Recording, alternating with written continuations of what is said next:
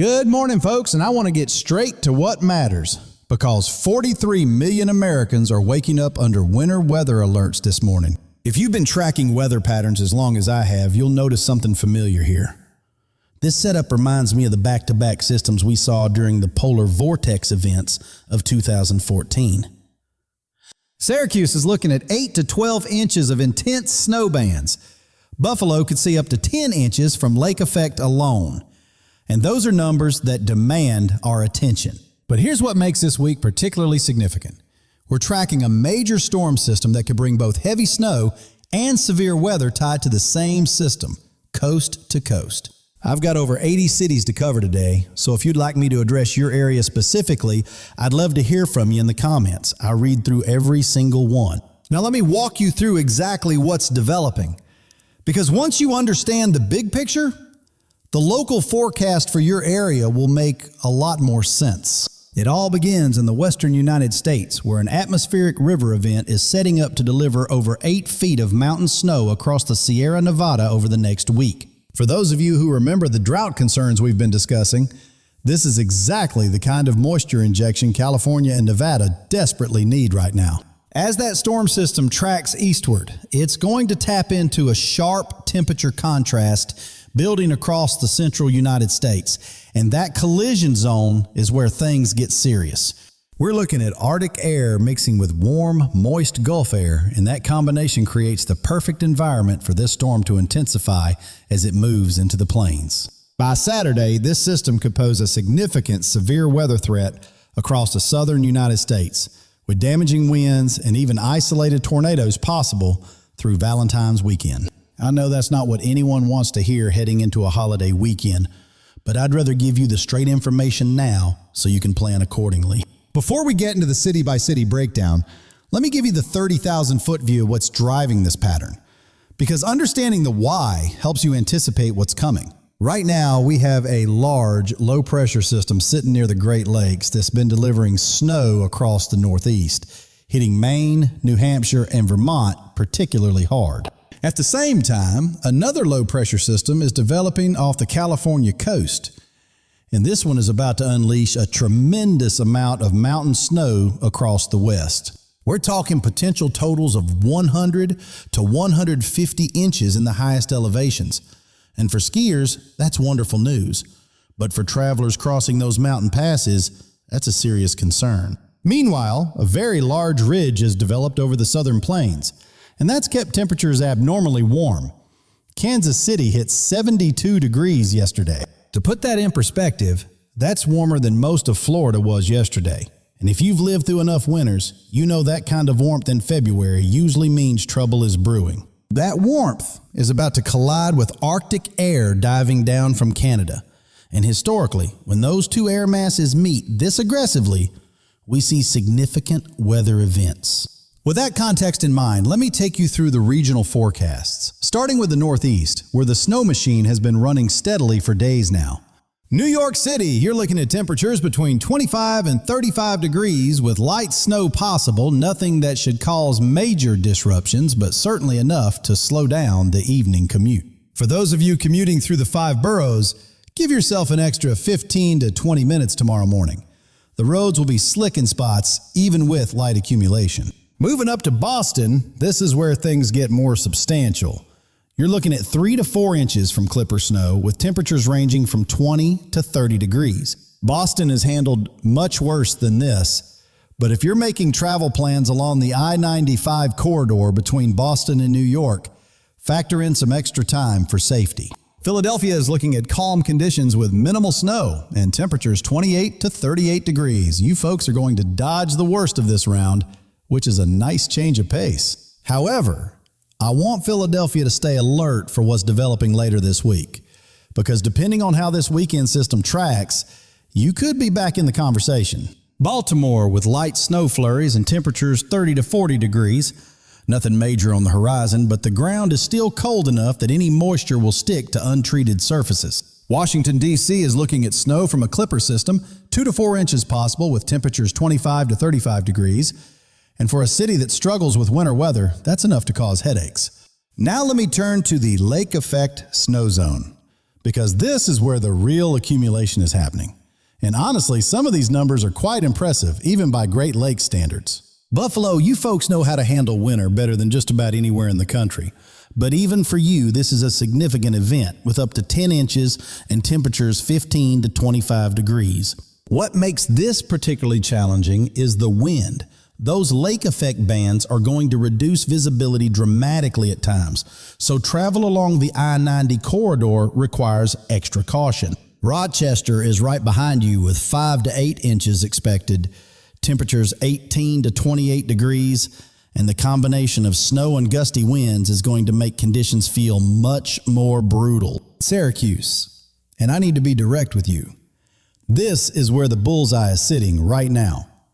We're looking at intense snow bands dropping 8 to 12 inches with temperatures 15 to 25 degrees. If you're in the Syracuse area and you're seeing conditions develop, I genuinely appreciate hearing what's happening on the ground. Your reports help me verify what the models are showing. Albany is looking at moderate snow, 4 to 6 inches, temperatures 20 to 30 degrees, and the entire capital region should be prepared for a slow commute through midweek. What strikes me about this pattern is how persistent it's been. We're seeing day after day of accumulating snow across upstate New York, and that snowpack is really building up. Newark and Jersey City, you're looking at light snow with temperatures 25 to 38 degrees, similar to New York City, manageable but worth factoring into your travel plans. Providence has an interesting setup developing. There's snow risk from a potential nor'easter track, 3 to 5 inches possible with temperatures 22 to 32 degrees. This is one to watch carefully because nor'easters have a tendency to overperform when conditions align. And Providence has certainly seen that happen before. Hartford is looking at accumulating snow, 4 to 7 inches, temperatures 20 to 30 degrees, and if you have above ground power lines in your area, that wet, heavy snow could cause some concerns. The weight of wet snow on power lines and tree branches is something we often underestimate, so it's worth having flashlights and backup plans ready just in case.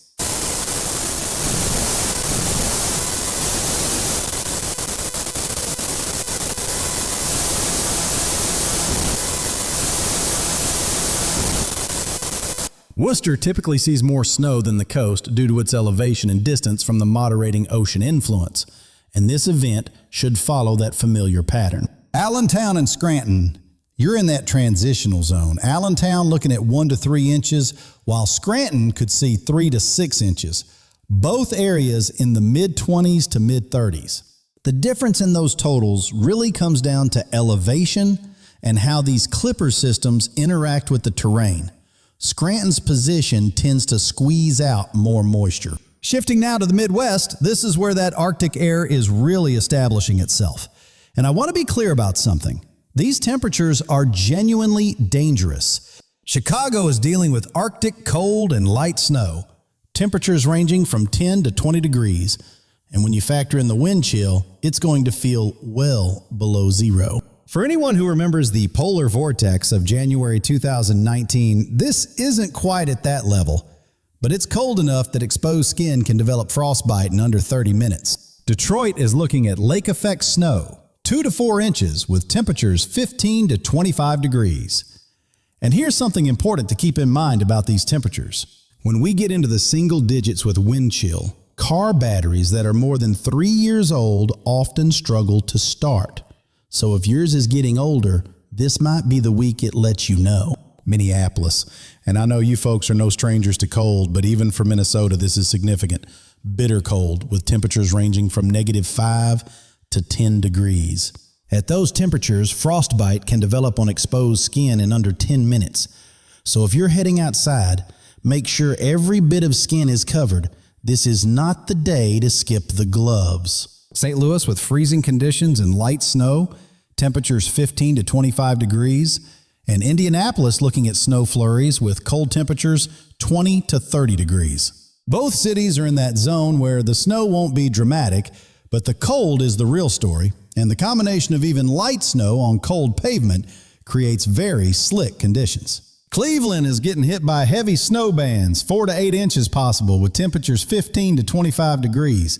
And that lake effect machine over Lake Erie just keeps producing. What I find remarkable about Cleveland's lake effect snow is how localized it can be. You might have 6 inches in one neighborhood and 2 inches just a few miles away. Milwaukee is dealing with lake snow, 3 to 5 inches. Temperatures 10 to 20 degrees, and the entire I-94 corridor from Milwaukee to Chicago is going to require patience tomorrow. Columbus looking at snow showers, 1 to 3 inches, temperatures 20 to 30 degrees, nothing overwhelming but enough to keep the salt trucks busy through the overnight hours. Cincinnati with light snow and windy conditions, temperatures 25 to 35 degrees, and Kansas City dealing with a cold snap and minimal snow, temperatures 15 to 25 degrees. Kansas City, that's quite a temperature swing from the 72 degrees you experienced yesterday, and those kinds of rapid temperature changes can be hard on the body, so take care of yourselves. Omaha and Des Moines are locked in the deep freeze. Omaha with Arctic air and light snow at 5 to 15 degrees. Des Moines at 0 to 15 with no active storms but dangerous cold. When temperatures hover near zero, the concern shifts from snow to simply surviving the cold. And I want everyone in these areas to make sure their heating systems are working properly. Madison is looking at snow risk 2 to 4 inches, temperatures 5 to 20 degrees, and Grand Rapids, I want to make sure you're paying attention, lake effect snow 5 to 8 inches with temperatures 15 to 25. Grand Rapids sits in that sweet spot for lake effect off Lake Michigan. And when the winds align just right, you can see some truly impressive accumulation totals. Toledo with snow accumulation 3 to 5 inches. Fort Wayne dealing with cold and light snow, 15 to 25 degrees. The entire Great Lakes region is just getting hammered by this pattern. Akron with snow showers, 2 to 4 inches. Dayton with flurries possible and cold temperatures, 25 to 35 degrees. And if you're anywhere in Ohio right now, staying weather aware is simply good practice. Turning now to the western United States, where this atmospheric river event is about to become the dominant weather story. And the impacts here are genuinely significant. Seattle is looking at a wet snow mix, 1 to 2 inches possible, with temperatures 35 to 50 degrees. And for a city built on hills, even a small amount of snow creates real challenges. I've seen Seattle struggle with winter weather before because the infrastructure and driving experience just isn't built around snow. So if you can work from home, that might be the wise choice. Portland with possible snow and light accumulation, temperatures 35 to 50 degrees. Similar situation to Seattle, where a little snow goes a long way in disrupting normal routines. San Francisco looking at rain possible with no snow at lower elevations, temperatures 50 to 65 degrees, but the mountains behind you are about to receive an incredible amount of snow. For anyone planning travel over Donner Pass or any of the Sierra crossings, I'd strongly recommend checking conditions before you go. Chain requirements are going to be in effect. Denver with snow showers, 3 to 5 inches, temperatures 20 to 35 degrees, and Colorado Springs in the same range. The Front Range is going to see some legitimate winter weather. What's interesting about this pattern for Colorado is that the mountains are finally going to get some of the snow they've been missing all season. Snowpack has been running well below average. Salt Lake City looking at snow risk 2 to 4 inches, temperatures 25 to 40 degrees, and Boise with light snow and cold conditions in the same temperature range. Spokane is getting some legitimate snow accumulation, 4 to 6 inches, temperatures 20 to 35 degrees. And the eastern Washington and Idaho region is going to see winter return in force. Tacoma with wet snow, 1 to 3 inches possible, temperatures 35 to 50 degrees. And Reno looking at possible snow with light accumulation, temperatures 30 to 45 degrees. Los Angeles, Phoenix, San Diego, and Las Vegas, you're all looking at mild conditions with no snow concerns. Temperatures ranging from the mid-40s to low 70s depending on location. For those of you in the warm weather zone, this might be a good time to check in on family members up north. A phone call to make sure they're prepared can make a real difference. San Jose and Sacramento dealing with rainy conditions but no snow at lower elevations. Temperatures 45 to 65 degrees, and Fresno is mild with no winter weather expected. Albuquerque looking at cold conditions with light snow possible, temperatures 30 to 45 degrees. And Tucson staying dry with no snow expected, temperatures 50 to 65 degrees. Anchorage, for those of you watching from Alaska, you're dealing with heavy snow, 10 to 15 inches possible, with temperatures 10 to 20 degrees. Classic Anchorage winter right there. Now let me shift to the south, because this is where the story becomes particularly interesting with that severe weather threat building for the weekend. Houston is mild right now with no snow or storms. Temperatures 50 to 65 degrees. But I want folks in Texas to stay alert because the weekend system could bring some action your way. After everything Texas has been through with Winter Storm Uri in 2021 and recent ice events, I know many of you have learned to take these forecasts seriously. And that's exactly the right approach. Dallas looking chilly with light flurries possible, temperatures 40 to 55 degrees. And I'd encourage everyone in the Dallas-Fort Worth area to keep backup plans ready just in case. Atlanta facing a freezing risk with rare snow possible, temperatures 35 to 50 degrees. And as anyone who lived through the 2014 ice storm knows, Atlanta and winter weather don't mix well. The problem with Atlanta isn't the amount of snow. It's that the infrastructure and driving experience simply isn't designed for it. So even small amounts can create significant disruptions. Charlotte, I need you to pay attention here. You're looking at heavy snow from a potential nor'easter track 8 to 12 inches possible with temperatures 25 to 40 degrees. If this system tracks the way the models are suggesting, Charlotte could see one of its most significant snowstorms in recent memory. And that's something worth preparing for now. Raleigh is in a similar situation. Heavy snow, 6 to 10 inches possible, temperatures 30 to 45 degrees. And the Research Triangle should be watching this development very closely. For those of you in the Carolinas who remember the March 1993 storm of the century, I'm not saying this will reach that level, but the pattern has some similarities worth noting. Greensboro with snow mix, 4 to 6 inches, temperatures 30 to 45 degrees, and Richmond looking at snow from the storm system, 4 to 6 inches with temperatures 30 to 45 degrees. Virginia Beach with coastal snow, 3 to 5 inches possible, temperatures 35 to 45 degrees. And the entire Hampton Roads region could see significant impacts depending on the storm track. Nashville, and I know you folks have been through a difficult few weeks with power outages. You're looking at freezing conditions with 1 to 3 inches snow and temperatures 25 to 40 degrees. After what Nashville experienced recently with some areas losing power for nearly 2 weeks, I think it's reasonable to have backup supplies ready even for a modest snow event. Memphis dealing with a cold wave and light snow, temperatures 30 to 45 degrees, and Louisville looking at snow showers 2 to 4 inches with temperatures 25 to 40 degrees. Birmingham with rare snow and cold conditions, temperatures 35 to 50 degrees. And I always find it notable when Alabama sees winter weather, it reminds us that these patterns can affect anyone.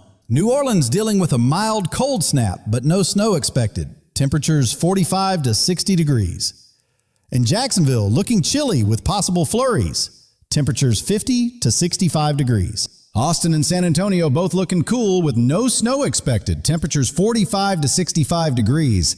And after the trauma of Winter Storm Uri, I'm sure many Texans are relieved to hear that. Miami and Tampa, you're looking at pleasant conditions, temperatures 60 to 80 degrees across the board. And Orlando dealing with a cool snap, but nothing concerning for winter weather. Oklahoma City looking at cold conditions with light snow, temperatures 25 to 40 degrees, and Tulsa with freezing conditions and flurries, temperatures 20 to 35 degrees. Little Rock and the rest of Arkansas, you're looking at freezing conditions with light snow possible, temperatures 30 to 45 degrees. And this weekend system bears watching carefully. Honolulu, for those of you watching from Hawaii, 70 to 85 degrees with no winter storms. And honestly, you've earned the right to enjoy it while the rest of us bundle up. Now let me explain why this weekend deserves our full attention. Because we're setting up for what could be a significant severe weather event across the southern tier of the country. By Friday and Saturday, the storm crossing the Rockies is going to tap into warm, moist air from the Gulf. And when it collides with Arctic air diving south, that's when severe weather develops. We're looking at a risk of severe storms Saturday and Sunday from Texas and Oklahoma back into Alabama and Georgia, with damaging winds and isolated tornadoes on the table.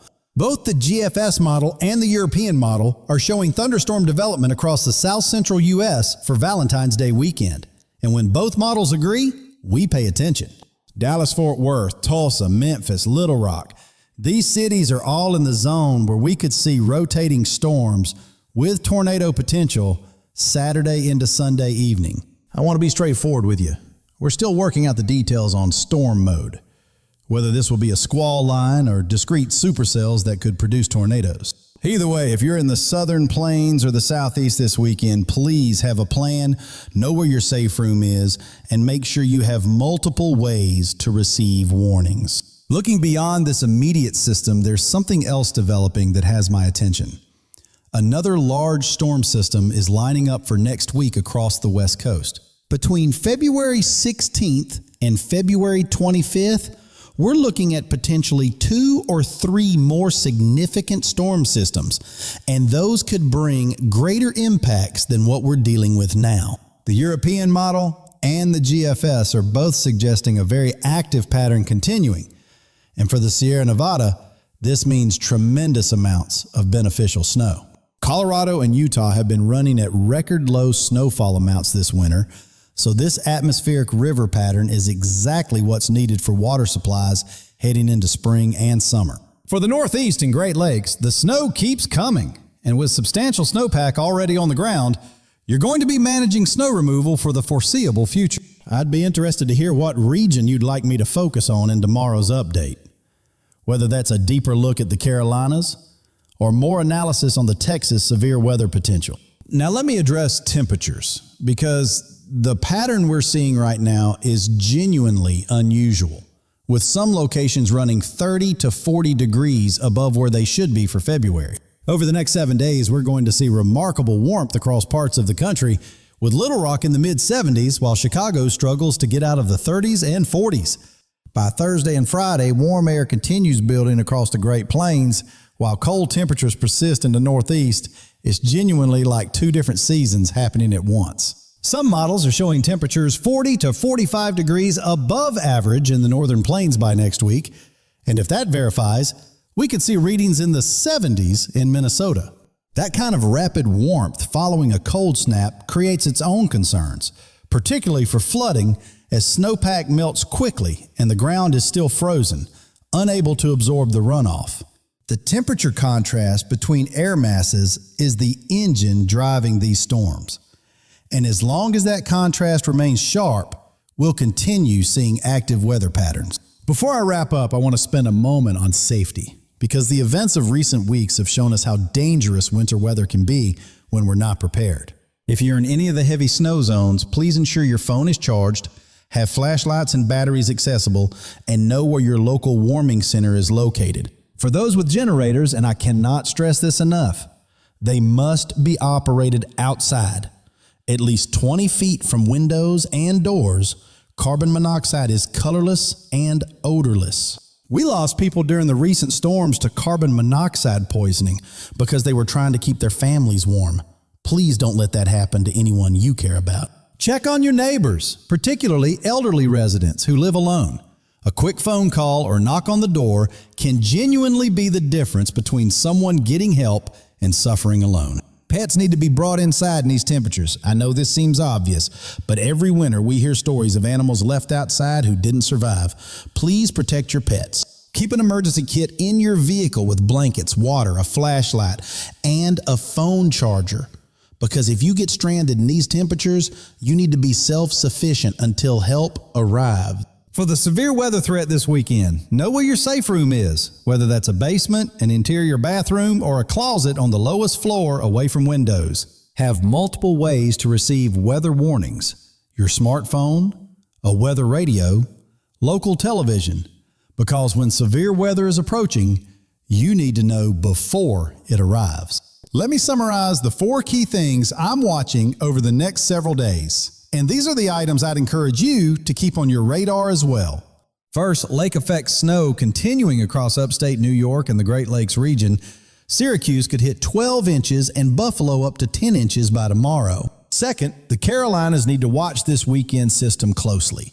because if it tracks northward, Charlotte and Raleigh could experience their most significant snowstorm in years. Third, the severe weather threat Saturday and Sunday across the southern plains and southeast, with tornadoes and damaging winds possible from Texas to Georgia. Fourth, the atmospheric river event hitting the west coast could deliver over 100 inches of snow to the Sierra Nevada, which is genuinely beneficial for drought concerns. I'll make a prediction here that I'd like you to remember. Syracuse ends up with over 10 inches. Buffalo over 8 inches. And we'll verify these numbers in tomorrow's update. We have quite a bit of winter remaining between now and spring, and this active pattern shows no signs of settling down, so staying informed remains important. I'll be reviewing the overnight model runs, and if anything shifts significantly, I'll have an update available tomorrow morning so you have the latest information. If you know someone in Syracuse, Buffalo, Charlotte, or any of the areas I mentioned that are facing significant weather, sharing this information with them could genuinely help. I appreciate you taking the time to watch today's forecast, and if you found it valuable, I'd be grateful if you'd hit the like button. It helps others find this information. If you're not yet subscribed, I'd welcome you to join us. This active pattern means we'll have plenty to discuss in the days and weeks ahead. Stay safe out there, look after one another, and remember that a little preparation goes a long way when winter weather arrives. I genuinely appreciate this community, the reports you share from your areas, the way you look out for each other. That's what makes these forecasts meaningful. Your perspective from the ground helps everyone understand the real-world impacts of these systems, and I read through every comment you share. I'll see you tomorrow morning with the overnight model updates, and we'll see how these predictions are tracking as the systems develop. Take care of yourselves and your families, stay warm, stay safe, and we'll talk again soon.